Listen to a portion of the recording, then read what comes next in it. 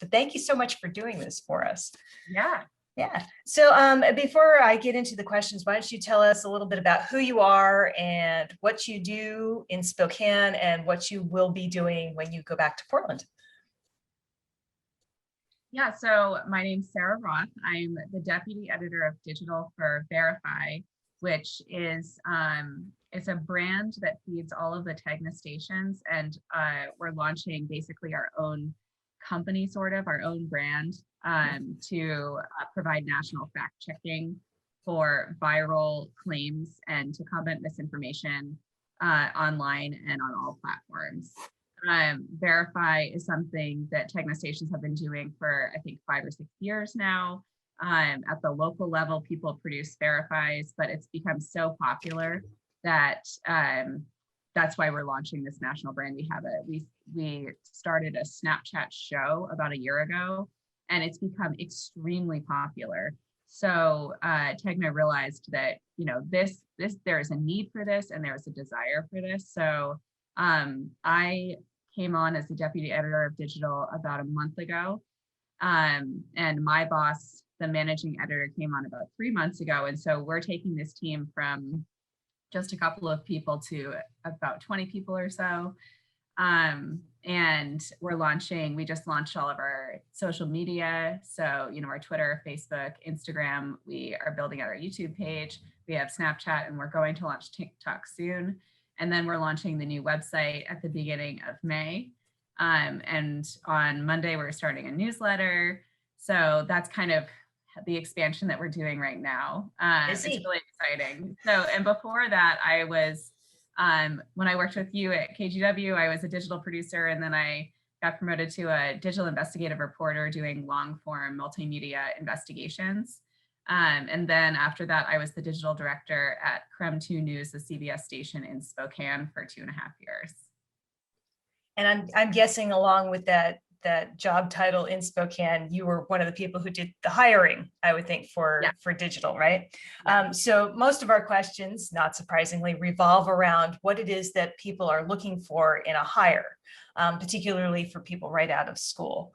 So the first question is, what sort of things are expected from new hires when it comes to those interested in applying for a web producer position? And a lot of people asked about internships, how many, how necessary, that sort of thing. And then, of course, everybody wants to know, well, how much does this pay? Well, the pay question is hard because each market is different. So straight out of college, it's important to, if you're trying to get a journalism job straight out of college, and look, I didn't. From my undergrad, I was doing a lot of like free writing, which I don't recommend. And then I went and I got my master's degree, and that's when I was really able to market myself for a job that was like an actual good journalism job. But in college, it's important that you have a good foundation of journalism. So doing a journalism, you know, program, whether it's broadcast, multimedia, digital only, one of those. It's important that you're a very strong writer and that you have a good handle of AP style. So writing is something, as you probably know, it's hard to teach on the job, you know, your ability to be a good writer. You can learn different styles, but to have an ability to write clear, conversational, accurate reporting that's what's going to get you a job. Being a team player and a positive person in the work environment, like no manager wants to hire, even if you have the perfect candidate, if they are abrasive or they turn team members off, then you really don't want that person in your group, because, you know, team dynamics are really important and we all work together, and journalism is like a family. So you're working really closely together in a high pressure environment. It's really important to have positive people. So your attitude will get you far in the hiring process. And a real passion for journalism. So it's really important that you are very well read, you're very up to date on current events. Where do you get your news? It's important to get your news from a variety of sources. So it's fine to get your news from social media, and actually probably a good thing to be really well versed in social media, but to have a critical eye for that, and also to read more traditional news, if you're applying for a job at a TV station, please watch television news. So, as a hiring manager, I always like to hear that people are very well versed and that they get their news from a variety of sources. Journalism jobs, I think that the companies are coming around to paying more. It used to historically, right? Like 20 years ago, your first job in a tiny market, you're not making enough money to live at all. I think that is changing, but it really does vary by market. And once you get some experience, though, like you can make a decent living. And I can't speak to newspapers as much, but you can make a decent living in television. After a couple of years, your second job, you're feeling a lot more comfortable. Excellent. Is Spokane considered a starter market as far as digital journalism is concerned? That's a really good question. Yes. So it used to be like a second market. Mm-hmm. I think it's probably really hard for some of these really tiny towns to attract any talent at all right now. Spokane is the place that strong candidates straight out of college are getting producer jobs, digital and television producer jobs. In Spokane, we train really well. So if you have a good person, and that's what I'm talking about with you are basically a good person to mold into a journalist and you're ready, then you are a great candidate for a job in Spokane without much experience.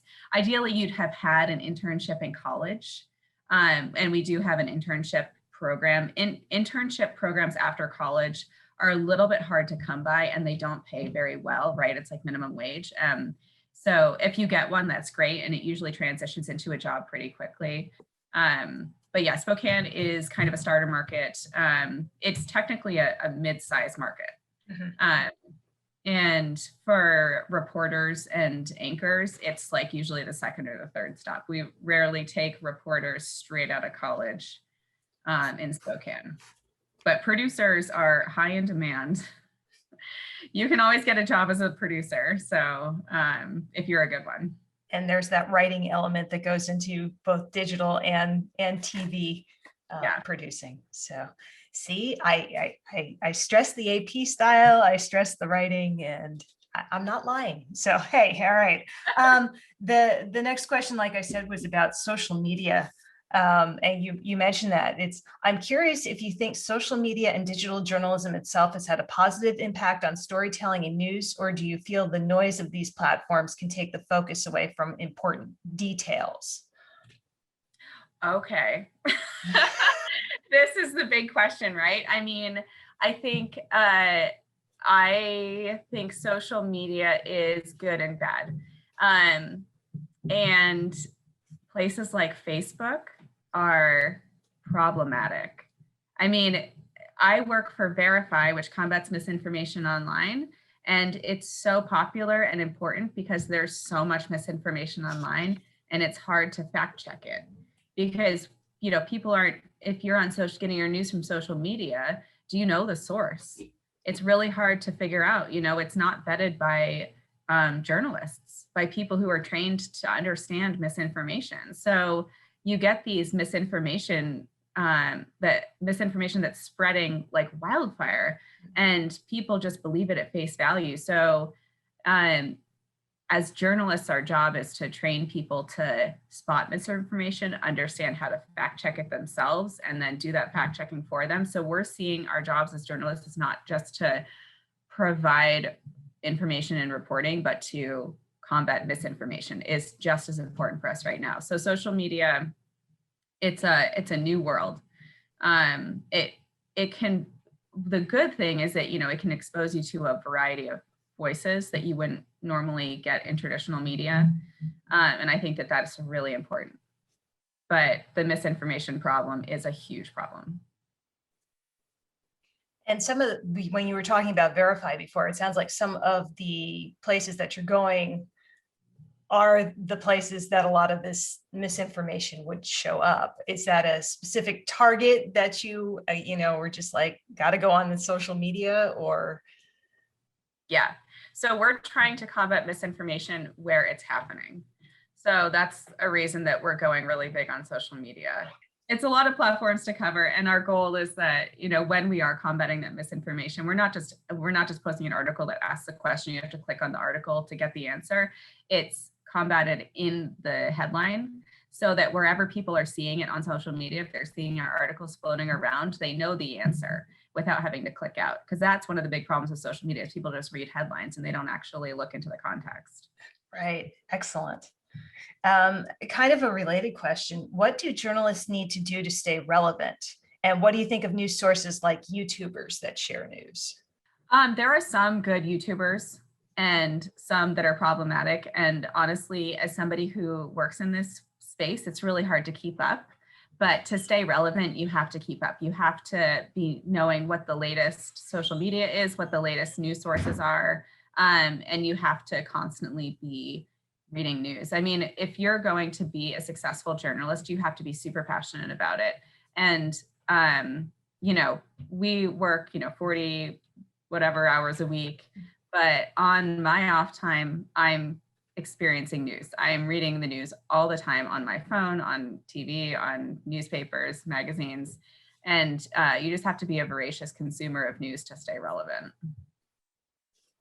Which actually leads to another question that a student had is, how do you unwind?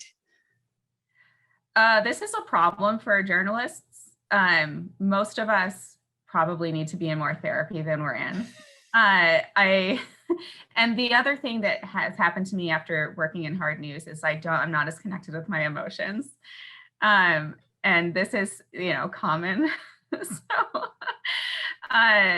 but I have 2 kids now. And so, I can't take myself too seriously because I've got these little kids who are, learning how to talk and being potty trained and stuff. And so on my off time, I'm not ruminating over what happened during the day. I'm just trying to manage 2 kids.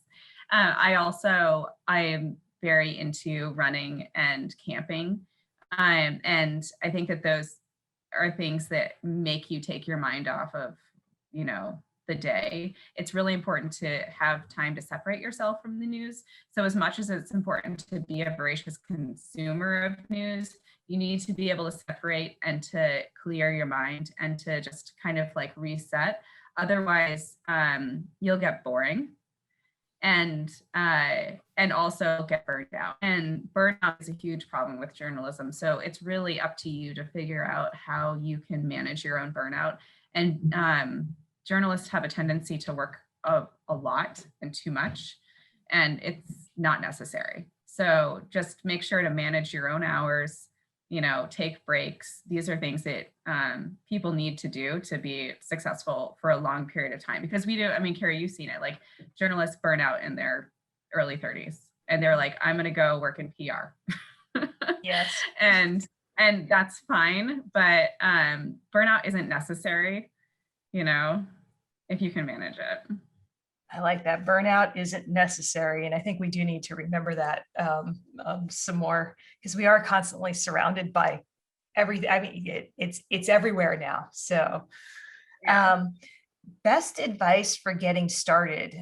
We actually, I think, talked about this for a previous project that I talked with you about, particularly in a new community, things like finding sources and getting yourself situated so that you know what the stories are and how to make contacts and network and that sort of thing. Yeah, I'm a big fan of taking people out to coffee when that's safe again with COVID, right? But having phone conversations with people, when you start in your community, find who the prominent players are, all the public information officers, other government officials, people who run nonprofits, people who you see speaking around town, and just take them out to coffee and, get to know them. Don't go with an agenda. Don't go with a specific story in mind. Instead, just say, what do I need to know about this community? How can I be helpful? Build that social capital so that when you do have a story, then they are available for you, and establish yourself as a nice person that they can approach. There's that personality thing again. Yes, I think being nice is really important. And we do a lot of things that aren't like nice people stuff, like being super annoying about questions. So establishing yourself as like, look, like I'm a nice person who I'm doing my job, as opposed to, like I'm just, really aggressive from the get-go. That's not going to get you very far in terms of reporting. Kind of a related question. A lot of students have questions or concerns about generating story ideas. Well, social media is great for that. I think Reddit, each community usually has its own local Reddit channel. Maybe there's several, and there's great story ideas on there from people who are, like really in the know. Facebook groups are really helpful. So people will, there's like specific groups for, I belong to like a gardeners group and like a mom's group and whatever. I think join as many groups as you can, and you can be just like a lurker. And then calling your sources and saying, what is something that's like, if you're interviewing somebody, the last question should always be, what else am I not asking you that I should be? Like, what else should I know? Are there any other stories that we should be reporting on? Because I know we're going to have to wrap this up relatively soon here. What else should students know about jumping feet first into the digital journalism or any journalism pool? Well, I think if you are passionate about journalism, it's going to be the most fulfilling thing you can do with your life, and you can't imagine yourself doing anything else. When I finally got into like a real newsroom, I felt these are my people, and you just feel a sense of belonging. And it's wonderful. And you don't mind working a lot because you love your job. So I think that you'll have a really, really robust, exciting life and fulfilling career. And that's, not everybody can say that they love their job and they feel fulfilled by their job. So I think that there's still a lot of great journalism jobs out there. I know it can feel really daunting. I've been on the side of like, how do I even get in? How do I get in at all to get a job and to make money? Like, I don't even know where to start. But I also think if you're trying to get in, people really see a lot in your initiative. So if you have a company that you want to work for, just contact them. If they don't have a job posted yet, like people don't, by the time a job is posted, a lot of places already have a person in mind. So it can be really hard to break in. So you can break in by just starting that conversation. Reach out and say, hey, this is what I want to do. This is, I really love what you guys are doing. Can I, meet with you to talk more about like how I would get a job when one comes available? And then you have that relationship, and then you're at the front of the list when there is a job available. It's that networking. Networking is so important, and who you know is so important. And that's kind of frustrating because, there's an equity problem with that.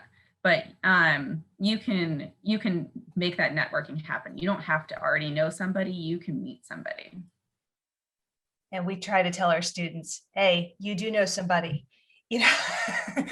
Exactly. It's the person leading the class, and I know people who know people, and I work with people who know people. So that's one way for us to get started. Anything else? Are we going to see you on TikTok? Is that is there going to be dancing involved? Is that I'm going to be a behind the scenes person. I don't know if there's going to be a lot of dancing involved, but we'll definitely look at the TikTok trends and, play off of those. So yeah, you'll see Verify on TikTok probably in the next month, but it won't be me. It won't be you. Is the Verify team actually doing these things, or is it coming from local sources, or is it kind of a combination of both of those? We are building out a Verify team to do everything ourselves. So the stations will still do their own verifies. They might focus more on local verifies as opposed to national ones, and then we would take the national ones. Once we build out our team with, like multiple video producers and digital producers and hosts, then we're able to turn, like 2 to 3 video stories a day and maybe like 3 to 5 digital stories a day. So you're going to see just a lot more from the national team on that, which will still work with other stations on national and local stories. Are those people going to be all in Portland, or are they kind of spread out around? So the main hub is in Washington, D.C. at WUSA, Okay. the TEGNA station there. And then Portland is going to have 3 people as kind of the West Coast Bureau, 3 people to start. And then we've got a couple of researchers in Dallas, Texas, and North Carolina. So we're just kind of all over the country right now. When that brand started, it was like, okay, this is either going to be something that takes off or it's going to totally flop. It'll be one or the other. So it's been fun to see that it's grown, because it was starting right around the time that I left, I think. So yeah, this is it's exciting stuff, and it's exciting to see that it's more digitally based than a lot of the stuff that we usually did at TEGNA. So cool. Anything else you want to say to our students, or about journalism in general, or, you know? Well, I mean, good luck, and use Carrie as a reference, and anybody that you know in journalism. Like, I love helping young students. It's like, it gives you so much joy. So please reach out to people. Don't feel nervous. And I feel like when you're really young and you feel nervous to make phone calls and send emails and stuff, and just got to get over that. But there is like a really bright future in journalism for young journalists. So don't get discouraged. Excellent. Well, thank you very much for talking with us. It's been great to see you too. Yeah. And if anybody's interested in television news, please reach out to me, because I can connect you with our corporate recruiter. We have this great program called the Producers in Residence. So it's kind of like an internship, but a little bit better, because it's really paid 2 years of your first producer job, and you get really great training. It's a fabulous program to get into. So yeah, TV news journalism jobs are, it's still a good business model at this point. So I just recommend it.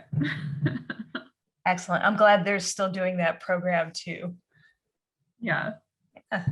So great. Well, thank you for giving us the time. I know you're a busy person between the work and the potty training and everything else.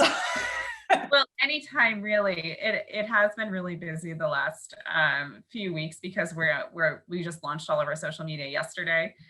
So there's a lot going on, but I am happy to talk at any time. And like with any particular students, please pass along my contact info.